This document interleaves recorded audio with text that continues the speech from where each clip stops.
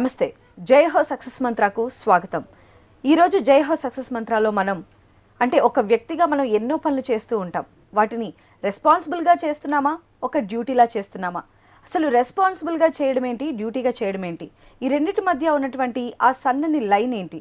రెస్పాన్సిబుల్గా చేస్తే ఎలాంటి ఫలితాలు ఉంటాయి, డ్యూటీగా చేస్తే చేసే పనికి సంబంధించి ఎలాంటి ఫలితాలు వస్తాయో తెలియజేయడానికి మనతో పాటు ఉన్నారు మోటివేషనల్ స్పీకర్, అదేవిధంగా సైకాలజిస్ట్ అయినటువంటి సుధీర్ గారు.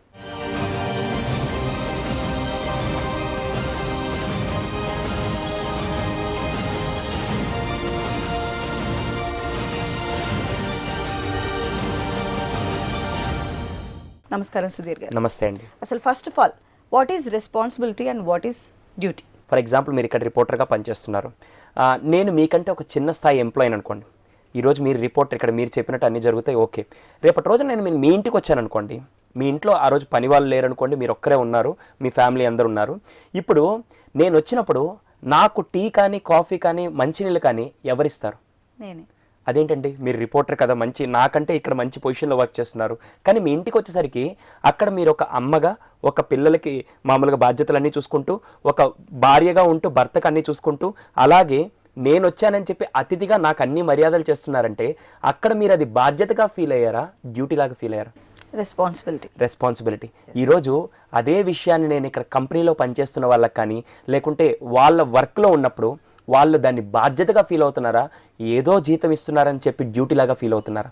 సో చాలా మంది డ్యూటీ లాగా ఫీల్ అవడం వల్ల ఇంట్లో మాత్రం ఒక పనిని మనం అన్ని రోల్స్లో, నేను తండ్రిని అయి ఉండొచ్చు, నేను భర్తను అవ్వచ్చు, అన్ని రోల్స్ నేనే ఫీల్ చేస్తున్నాను. ఏంటి, ఈరోజు భార్యకు బాగలేకుంటే చాలామంది భర్తలు బట్టలు ఉతకడం ఇవన్నీ చేస్తారు. అంటే బాధ్యత అది, ఎందుకంటే నా భార్యకు బాగలేదని చెప్పి బాధ్యత తీసుకుంటున్నారు.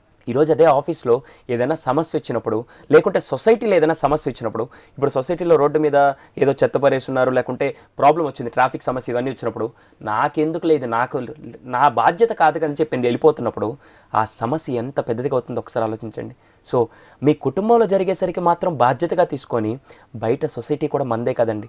నేను నాది అనుకునే కాలం కాకుండా మేము మనది అనుకునే కాలానికి రావాలనుకుంటే అది కేవలం రెస్పాన్సిబిలిటీతో మాత్రం వస్తుంది. ఈ రోజు నుంచి చేసే ప్రతి పనిని ఒక్కసారి ఆలోచించండి. డ్యూటీ లాగా చేస్తున్నారా, రెస్పాన్సిబుల్గా చేస్తున్నారా?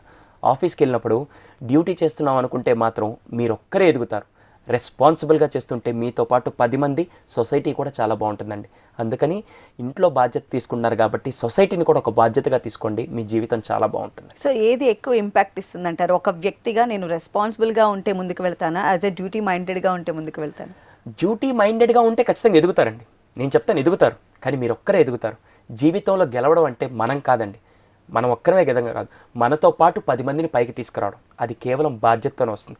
ఫర్ ఎగ్జాంపుల్, నార్మల్గా నాకు ఏదైనా సమస్య వచ్చింది, నాకు ఎవ్వరూ పట్టించుకోకుండా నేనే నా సమస్యని నెరవేర్చుకోవడం, అంటే ఫుల్ఫిల్ చేసుకోవడం, దానికోసం కష్టపడడం చాలా కష్టంగా ఉంటుంది. అలా కాకుండా నాతో 10 మంది ఉండి, అరే ఇలా కాదురా, ఇలా ఉంటే బాగుంటుంది అన్నప్పుడు నాకు ఎంతమంది సపోర్ట్ ఇస్తున్నారు? అంటే నేను ఒక్కడిని ఉంటే బాగుంటుందా 10 మందితో? ఈరోజు నన్ను తీసుకెళ్ళి ఒక అడవిలో వేసేసారండి. అడవిలో వేసి ఏమన్నారంటే, అరే నీకు ఇక్కడ కావాల్సిన టీవీ, ఇంటర్నెట్ అన్నీ కలిపి నీకు ఆహార పదార్థాలు అన్నీ ఇస్తాను, ఇక్కడే బతకమంటే ఎన్ని రోజులు ఉంటామండి? ఒకవేళ ఒక రోజు ఉంటాను, 2 రోజులు ఉంటాను. తర్వాత నాకు 10 మంది సోషల్ పీపుల్ కావాలి. నేను వెంటనే 10 మంది కోసం పరిగెడుతూ అడవిలో నుంచి బయటకు వచ్చి సొసైటీలోకి వచ్చేస్తాను. అంటే బతకడం అంటే మన ఒక్కరం కాదండి, మనతో పాటు అందరూ. సో ఈరోజు చాలామంది ఏం చేస్తారంటే నేచర్ని కానీ సొసైటీని పట్టించుకోకుండా, ఏముంది నేను పని చేస్తున్నాను, డబ్బులు వస్తున్నాయి, నేను వెళ్ళి ఇంట్లో పిల్లల్ని చూసుకున్నాను అనే వ్యక్తిత్వాన్ని అమల్చుకోవడం వల్ల వాళ్ళ వల్ల నెక్స్ట్ జనరేషన్, అంటే వాళ్ళ పిల్లలు కూడా మా డాడీ చేసినట్టు నేను ఒక్కడి ఉంటే చాలు, ఇంకేం అవసరం అని అనుకుంటే ఈ పాటికి వృద్ధాశ్రమాలు పెరిగిపోతాయి, అనాథాశ్రమాలు అన్నీ పెరిగిపోతాయండి. దయచేసి ఈరోజు నుంచి ఏ పని చేసినా మీ బాధ్యతగా దానికి 100% ఇవ్వండి.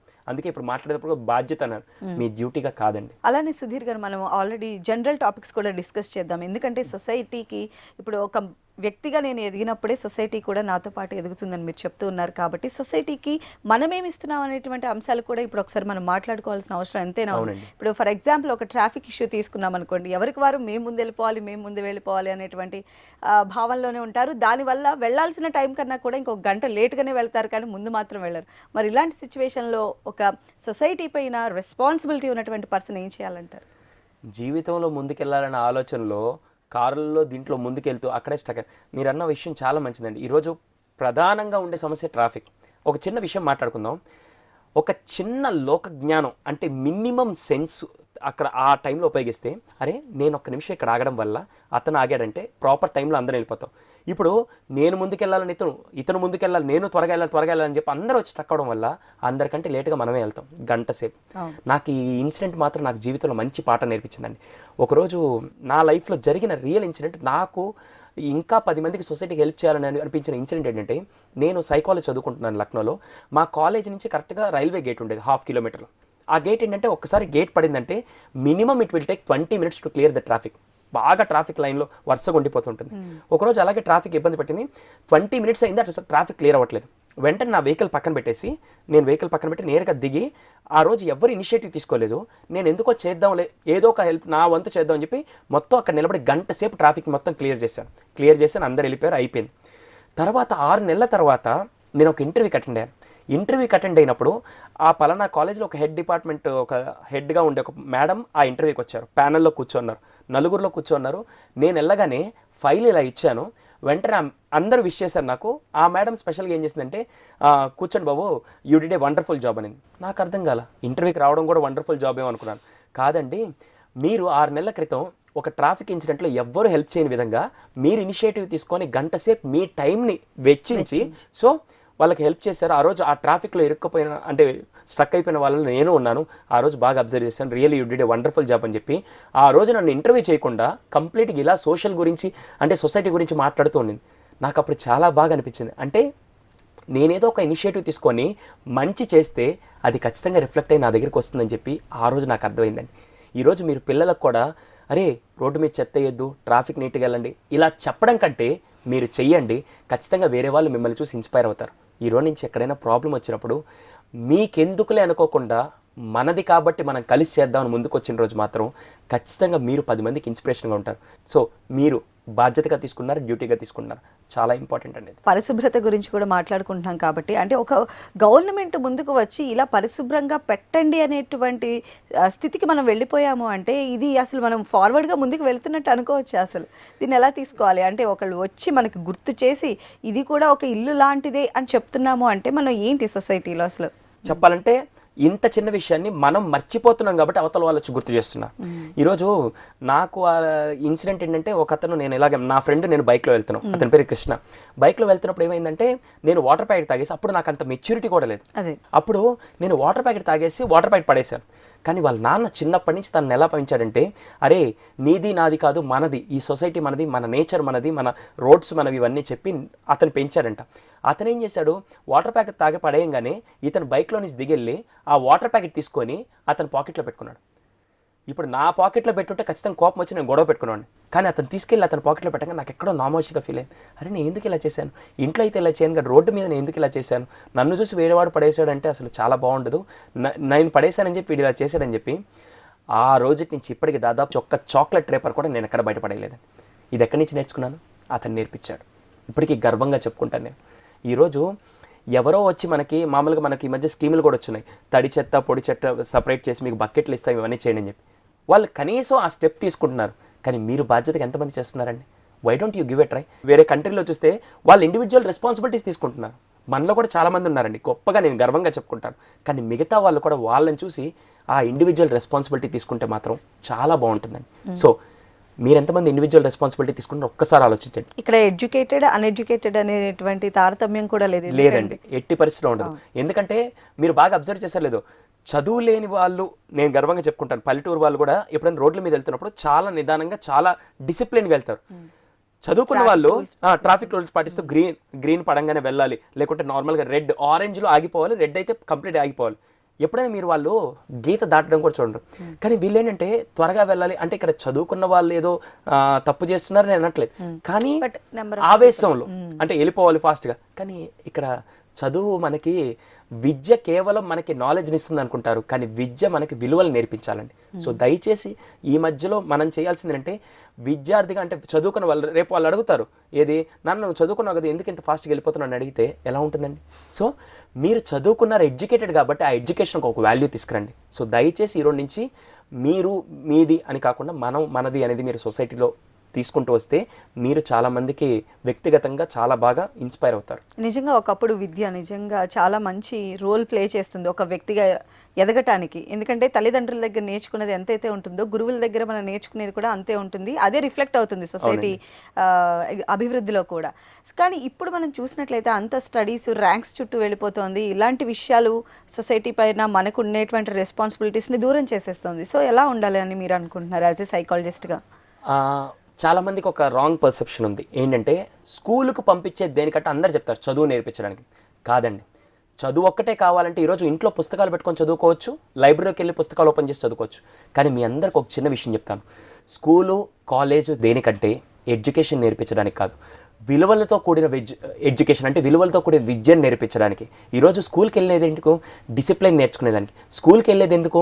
యూనిఫామ్ పెట్టారంటే షేరింగ్, అందరితో కలిసి సమానంగా బతకండి అని చెప్పడానికి. ఎవరు వ్యత్యాసం ఏమీ లేకుండా, గొప్పవాళ్ళు పేదవాళ్ళు ధనికులు ఏమీ లేకుండా ఈక్వల్గా చూడడానికి. అర్థమవుతుందండి?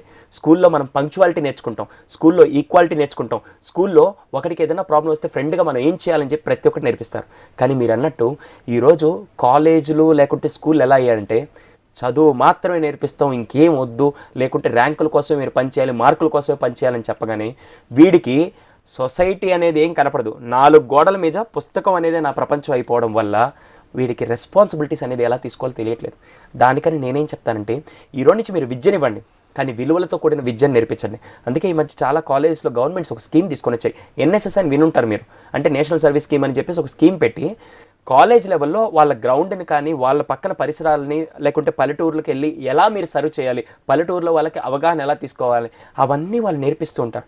ఎంత బాగుంది చెప్పండి. కానీ అన్ని కాలేజ్ అన్ని విద్యార్థి దశ నుంచి మీరు నేర్పిస్తే, చిన్నప్పుడు పిల్లలు చెప్తారు కదా ఏంటి మైండ్ వైట్ పేపర్ లాంటిది, మీరు ఏవి రాస్తే అది నేర్చుకుంటారని చెప్పి.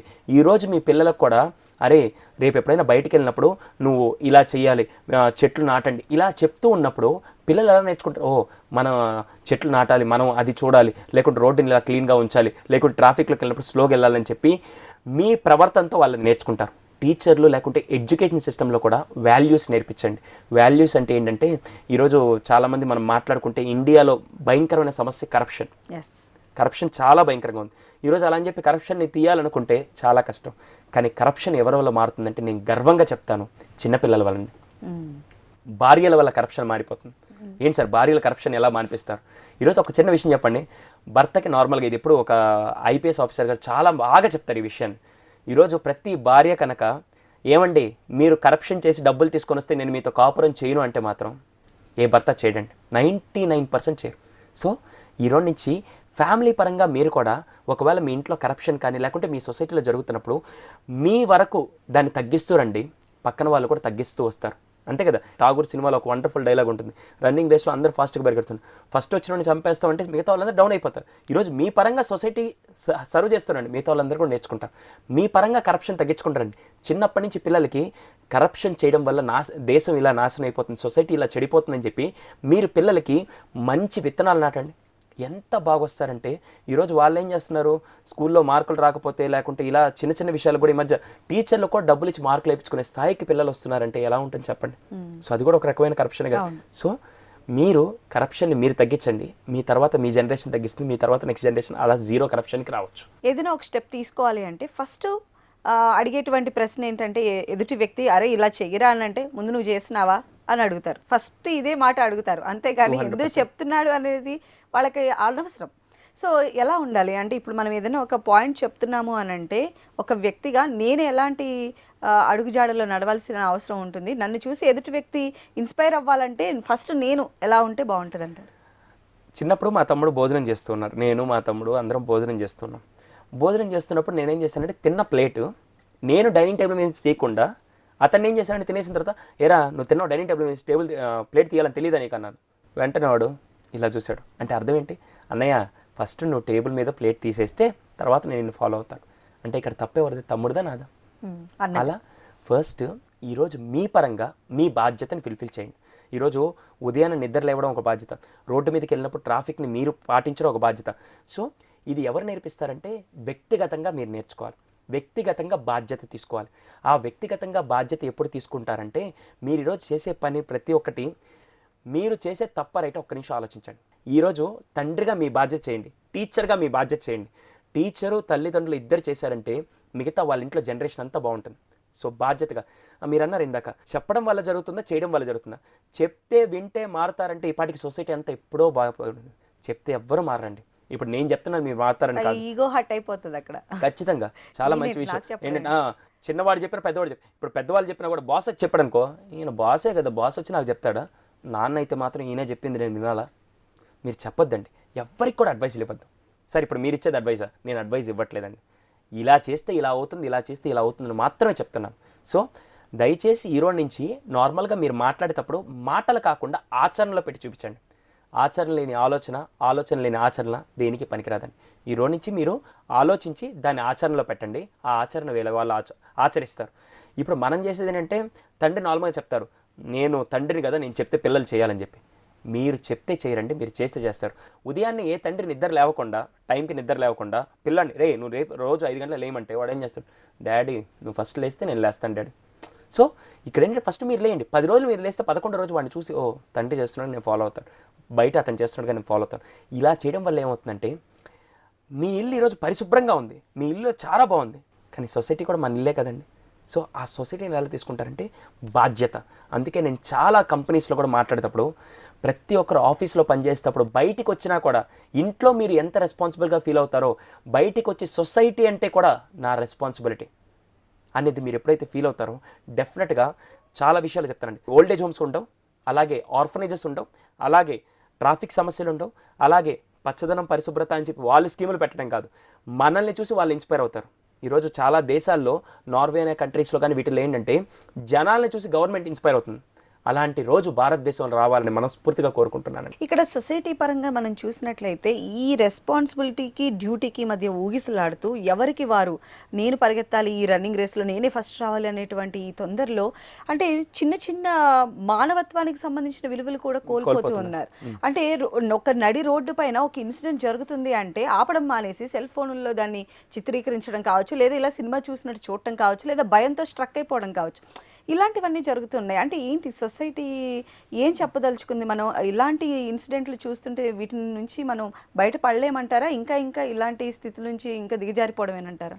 మొగుడు పిల్లలు కొట్టుకుంటున్నా, లేకుంటే రోడ్డు మీద ఏదైనా యాక్సిడెంట్ జరిగినా కూడా ఈ మధ్య చెప్పాలంటే ఒక 5 to 10% బాగానే రెస్పాండ్ అవుతున్నారు, కానీ ఇంకా 100% రెస్పాండ్ అయ్యే పొజిషన్లోకి రావాలి. రియాక్ట్ అవ్వమని చెప్పట్లేదు, రెస్పాండ్ అవ్వడం అంటే, ఇప్పుడు రోడ్లో ఒక అతనికి యాక్సిడెంట్ జరిగింది, ఎంతమంది యాక్సిడెంట్ ఈ మధ్య మీరు ఫేస్బుక్లో కూడా చాలా ఫోటోలు చూస్తారు, అతను చనిపోయి అక్కడ బ్లడ్ కారిపోతుంటే హాస్పిటల్ తీసుకెళ్లకుండా వీళ్ళు కెమెరాలు రికార్డ్ చేస్తున్నారు. ఎందుకంటే అంబులెన్స్ ఫోన్ చేస్తే అంబులెన్స్ వస్తుంది. అంబులెన్స్ అనేది సెకండరీ అండి. ఫస్ట్ మీరు అక్కడ ఏదో ఒక వెహికల్ తీసుకొని ఎంతమంది తీసుకెళ్తున్నారు? ఎవరో ఒక్కరిద్దరు ఉంటారు. ఈ ఒక్కరిద్దరు వల్ల కాక వాళ్ళు కూడా కామ్ అయిపోతున్నారు. అంటే 100 మంది చేయాల్సిన పని ఒకరు చేస్తుండేసరికి ఆ ఒకరు కూడా ఇంకెందుకు నేను కామ్గా ఉంటే సరిపోతుంది. ఇందాక మీరు చెప్పిన పాయింట్, నా వల్ల ఏమవుతుంది, నేను చేస్తే మాత్రం సొసైటీ మారిపోతుందా? ఒక అతను సముద్రం ఒడ్డున నిలబడి ఆ బయటకు వచ్చే చేపల్ని, ఈ నట్స్ని ఇవన్నీ తీసుకెళ్ళి లోపలికి సముద్రంలో విసురుతూ ఉన్నారంట. ఒక్కొక్కటి తీసి విసురుతూ ఉన్నారు. చూసే ప్రతి ఒక్కరు ఏంటి ఏదైనా పిచ్చోడు అని చెప్పి ఒక అతను ఆ ఇంటెన్షన్ ఆపుకోలేక నేరుగా ఆయన దగ్గరికి వచ్చాడు. బాబు, నేను ఉదయం నుంచి నేను చూస్తున్నాను, బయటకు వచ్చిన చిన్న చిన్న గవ్వలు ఇవన్నీ, అంటే దాని లోపల చేపలు, నత్తలు ఇవన్నీ ఉంటాయి కదా, ఆ నత్తలు తీసుకొని మళ్ళీ సముద్రంలో వేస్తున్నావు. ఇక్కడ చూస్తే మొత్తం సముద్రం ఒడ్డునంతా ఉన్నాయి నత్తలు, నువ్వు ఎన్ని వేస్తే మాత్రం ఏం లాభం అని చెప్పి అడిగితే, అప్పుడు ఆ అబ్బాయి నవ్వుతూ ఒక మాట అన్నాడు, సార్ మీరు ఈ నత్తల్ని మాత్రమే చూస్తున్నారు కానీ ఈ క్వశ్చన్ నన్ను కాదు అడగాల్సింది, ఆల్రెడీ సముద్రంలోకి విసిరేసిన నత్తలకి నా వాల్యూ తెలిసి ఉంటుంది. ఎందుకంటే కనీసం నా తరపున ఒక్కటి చేశాను, నా తరపున 10 చేశాను, అది చాలు సార్ నాకు హ్యాపీ. మీరు మిగిలిపోయినవన్నీ చూస్తున్నారు కానీ నేను చేసిన 1%ని మాత్రం మీరు చూడలేకపోతున్నారు. ఈరోజు మనం కూడా చేయాల్సిందంటే, మీ తరపు నుంచి మీరు 1% చేస్తూ ఉన్నారనుకోండి, మిగతా వాళ్ళందరూ జాయిన్ అవుతారు. ఈరోజు అలాగే ఏదైనా సమస్య వచ్చినప్పుడు రెస్పాండ్ అవ్వండి. మీరు సెల్ ఫోన్లో క్రియేటివిటీ చేయడం వల్ల సెల్ ఫోన్లో రికార్డ్ చేస్తారు. సెల్ ఫోన్లో రికార్డ్ చేయడం వల్ల ఏమొస్తుందండి అంటే, మీరు కల్లారా చూసిన ఇన్సిడెంట్ని ప్రపంచాన్ని చూపిస్తున్నారు. మొన్న ఈ మధ్య ఆగ్రాలో మంచు పడుతూ ఏమైందంటే కార్లన్నీ వచ్చి యాక్సిడెంట్లు అవుతూ ఉన్నాయి. ఏమి ఒక పరిగెడుతూ వెళ్తే కొద్దిగా ముందర వెహికల్స్ అన్నీ ముందే ఆపేసి ఇక్కడ యాక్సిడెంట్ అవుతుందని చూడకుండా వీళ్ళందరూ మొబైల్స్ పట్టుకొని రికార్డ్ చేస్తున్నారు. అంటే రికార్డ్ చేస్తున్నారు, కార్లు గుద్దుకుంటున్నాయి. ఏం కొంతమంది ముందుకెళ్తే ఫస్ట్ దాన్ని ఎలా ఆపాలని ఆలోచించకుండా వీళ్ళు చూస్తున్నాం. దానివల్ల ఎన్ని కార్లు నష్టపోయి తెలుసా? మధ్యలో ఎవరైనా చనిపోయి ఏంటి పరిస్థితి అంటే లోక జ్ఞానం లేక ఇలా జరుగుతుందంటే ఖచ్చితంగా అది నేను చెప్తానండి, ఎవరూ నేర్పించట్లేదు. మీరు చదువుకునే స్కూల్లో కానీ, లేకుంటే మీరు చదివిన కాలేజీలో కానీ, లేకుంటే మీ పిల్లలు చదివే కాలేజీలో కానీ, స్కూల్లో కానీ ఎంతమందికి యాక్సిడెంట్ అయినప్పుడు ఎలా రియాక్ట్ అవ్వాలి, ఎక్కడైనా ఫైర్ యాక్సిడెంట్ జరిగినప్పుడు మనం ఎలా హెల్ప్ చేయాలి, ఎవరన్నా బాధల్లో ఉన్నప్పుడు మనం ఎలా ఆదుకోవాలి, లేకుంటే ఎలా హెల్ప్ చేయాలి, యాక్సిడెంట్ అయినప్పుడు ఎలా చూసుకోవాలి అని ఎక్కడైనా క్లాసులు ఉన్నాయండి? ఎవరు నేర్పిస్తున్నారండి? టీవీలో చూస్తున్నాం యాక్సిడెంట్లు అవుతున్నాయి అని చూస్తున్నారు, కానీ ఎంతమంది యాక్సిడెంట్ అయినప్పుడు ఎలా చేయాలని చెప్పి ఎవరు నేర్పించట్లా?